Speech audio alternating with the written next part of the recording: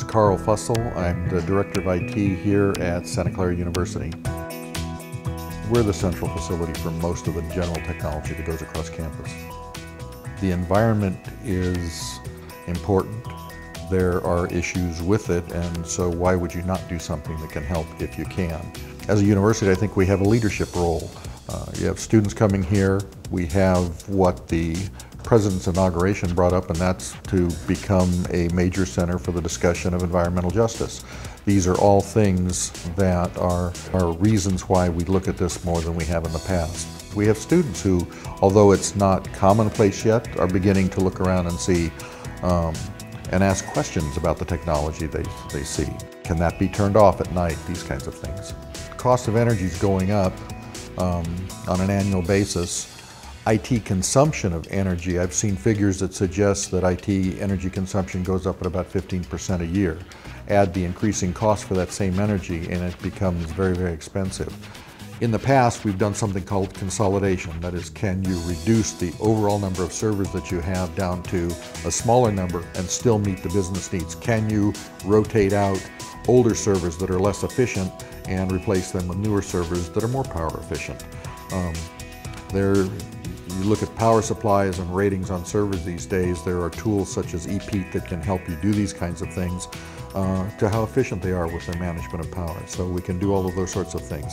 Probably the biggest thing that we've just begun doing is to target the server environment in our data center. That is a high consumer of power.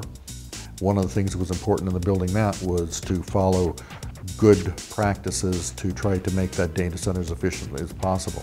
Design techniques such as hot aisle, cold aisle, intelligent cooling systems that are in there so that when demand doesn't require it, we can switch to more efficient chillers, those types of things to try to reduce the consumption in there.